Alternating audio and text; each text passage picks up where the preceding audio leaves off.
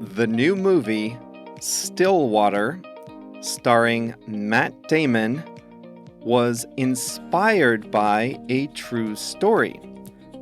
But the story the movie tells is far from true. Hi there, everyone. I'm Jeff, and you are listening to Plain English. This is where JR and I help you upgrade your English using current events and trending topics. To get the full Plain English experience, find today's lesson at plainenglish.com/395. That's also where you'll get all the resources that accompany this audio lesson. Coming up today, an award-winning movie starring Matt Damon and Camille Cottin tells the story of an American student who was convicted of murder while studying in Europe. It's inspired by a real-life story, but the person behind the story is not happy about the portrayal, and I don't blame her. The expression we'll review today is inspired by, and we have a song of the week. Here we go.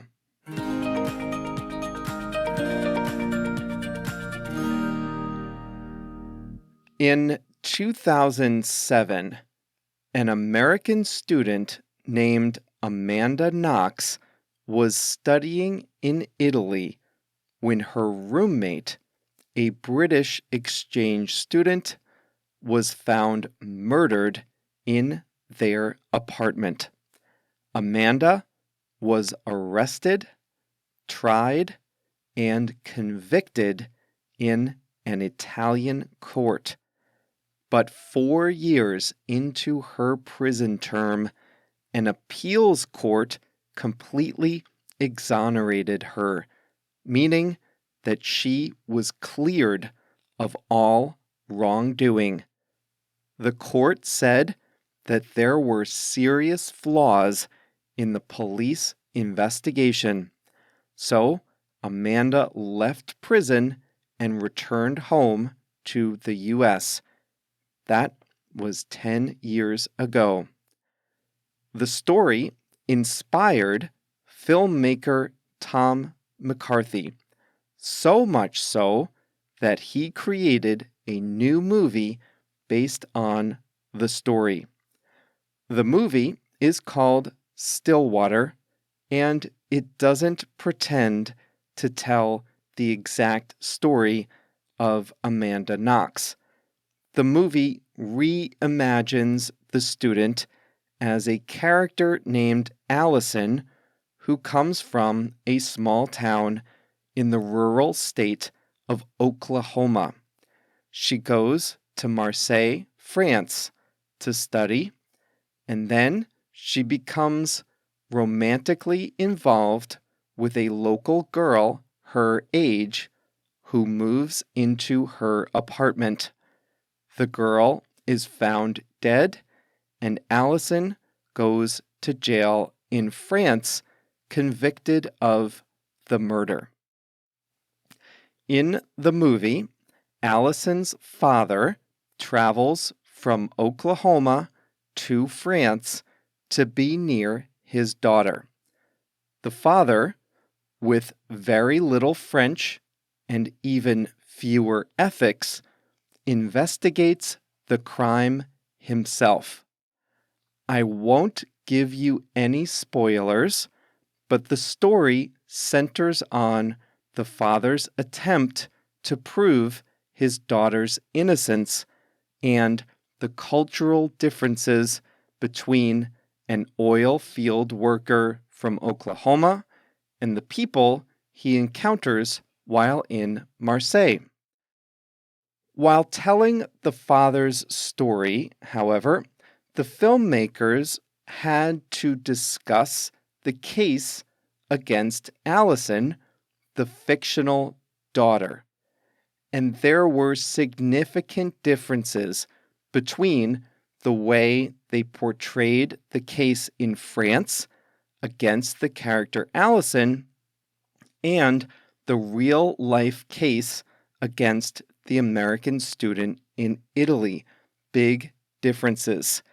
And there is one person who is especially unhappy with the way the movie departs from the real-life case, and that person is Amanda Knox herself. Now 34 years old, Amanda said she found out about the movie Stillwater the same way most people did. She saw the trailer.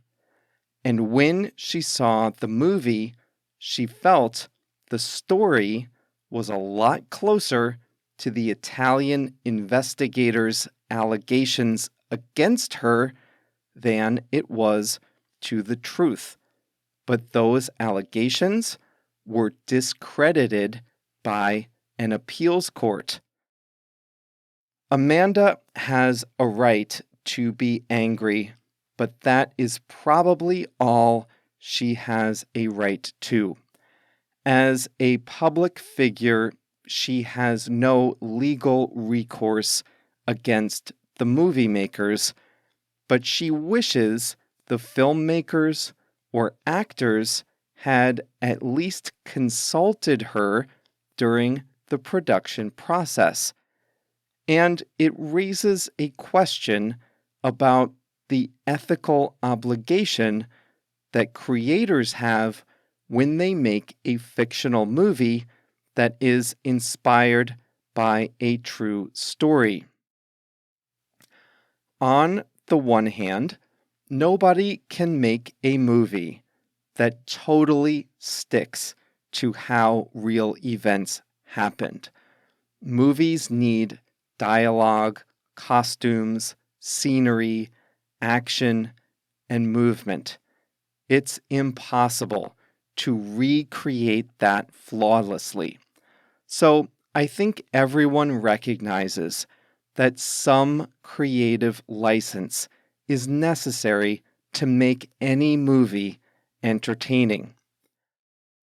At the same time, we have to recognize that for creative professionals, inspiration comes from everywhere. A movie maker may be inspired by a real event, but create a completely fictional story from that initial inspiration. That is what the creators of Stillwater say they did. They claim the movie is not pretending to tell the real Amanda Knox story. For example, in real life, she's from Washington State, not Oklahoma, and she went to Italy, not France. In real life, her father didn't go to Italy and investigate the crime. He didn't move in with an Italian family and befriend a small girl. The story is obviously a work of fiction. However, here's where the dilemma comes in. The movie makers were not shy about sharing their inspiration for the story. Tom McCarthy, the director, said the story was directly inspired by what happened to Amanda Knox. In promoting the movie, they were trading on the public's memory of the real case. They were using the name recognition to sell tickets and boost the movie's profile. But the story they told departed in very important ways from what really happened, ways that made the Allison character look a lot worse in the movie than Amanda appeared during the real investigation and trial. Well, knowing what I know about the movie and about the real case, I think the movie producers should have done one of two things. Either they should have kept quiet about their inspiration, or they should have been much more forthcoming about the differences and worked with the person whose story they used as inspiration to ensure the differences were clear. The least they could have done, I think, is to place a phone call to Amanda Knox before using her ordeal in a foreign prison as a means to sell tickets.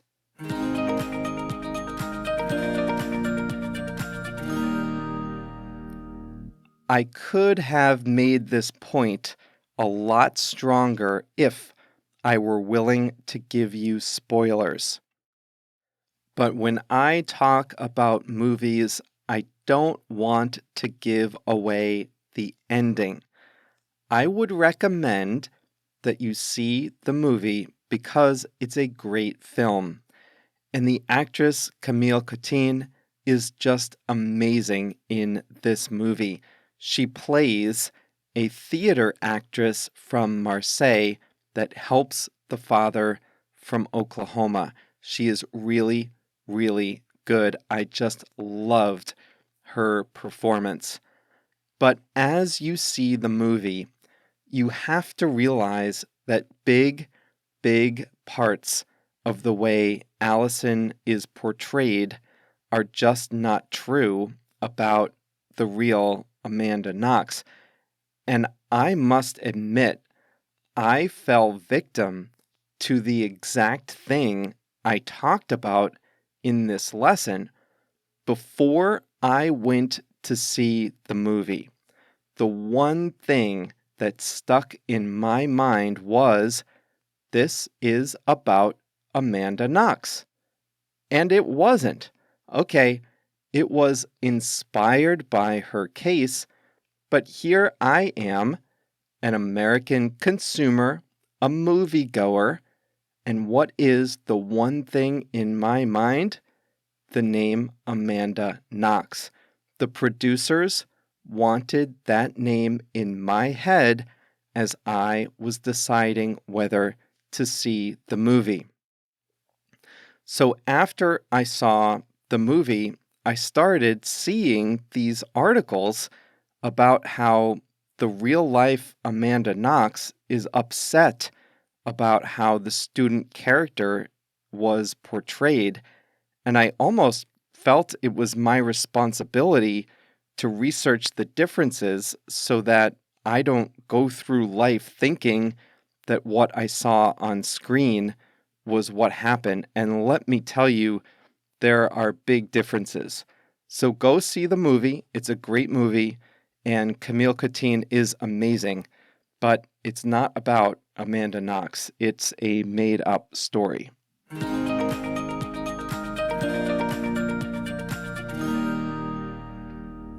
This week's English expression is inspired by.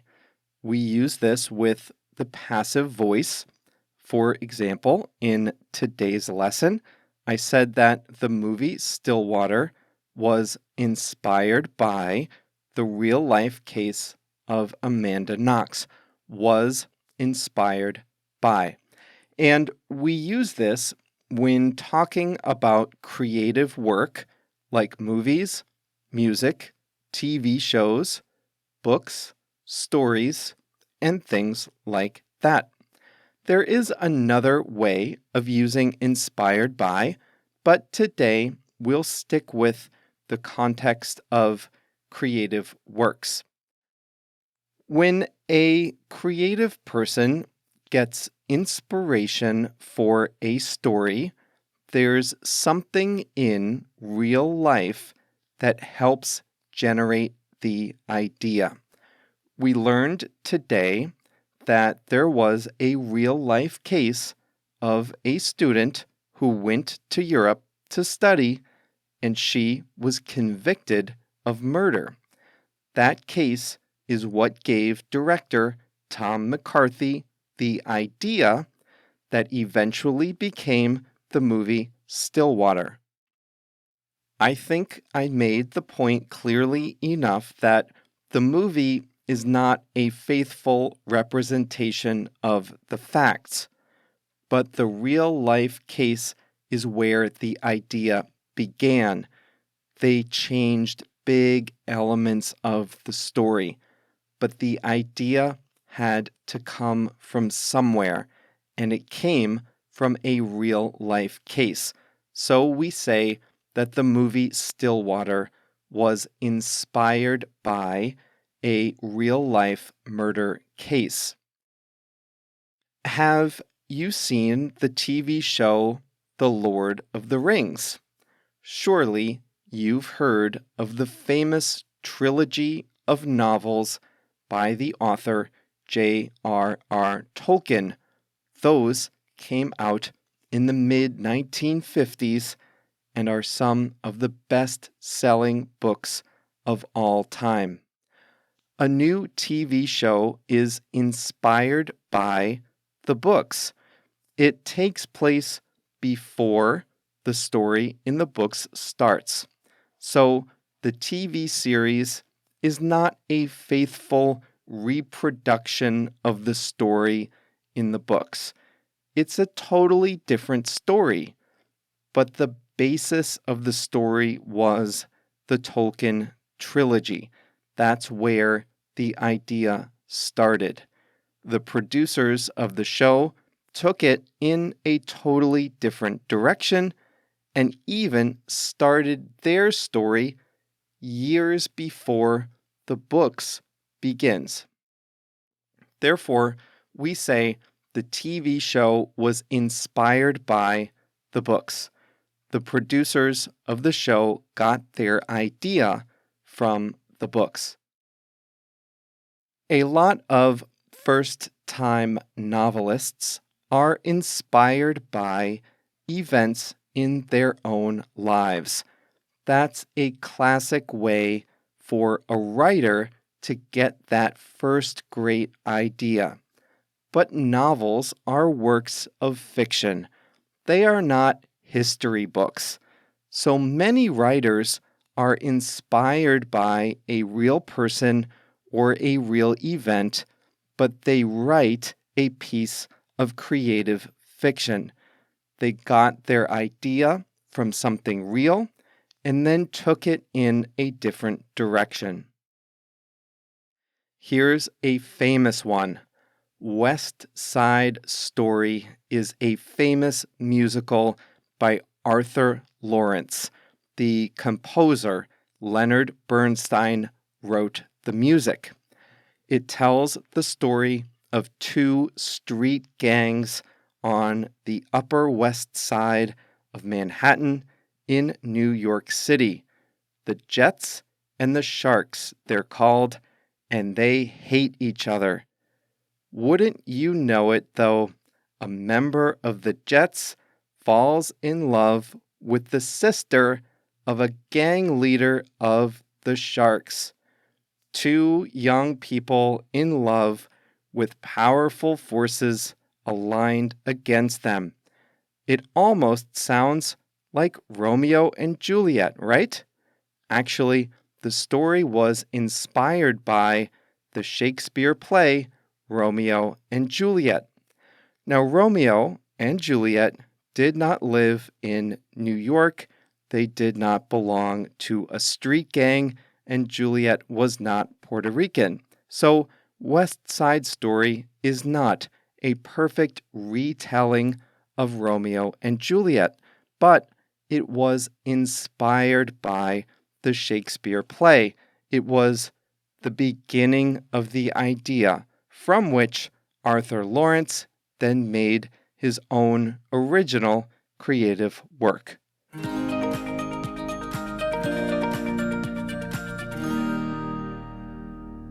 Today's song of the week is Rosalita by Bruce Springsteen. It's one of Bruce Springsteen's most popular live songs. It's a long one, too, at over 7 minutes. It's about the singer's love for Rosalita, whose parents disapprove of her romance with a rock and roll singer. So, thanks to JR for this week's musical selection, Rosalita by Bruce Springsteen. And by the way, there is a new West Side Story coming out. They made the musical into a movie in 1961, but Steven Spielberg is coming out with a new version of West Side Story that supposedly is closer to the original musical than the first movie was. So we'll have to see that. Spielberg, by the way, said that the music from West Side Story was the first popular music his parents allowed into his home. Spielberg finished filming the newer version in late 2019, but they had to delay the release due to the pandemic. That's coming out in December, so be on the lookout. And that's all for today's Plain English. This was lesson number 395. So remember, the full lesson can be found at plainenglish.com/395. We'll be back on Monday with a new lesson. See you then.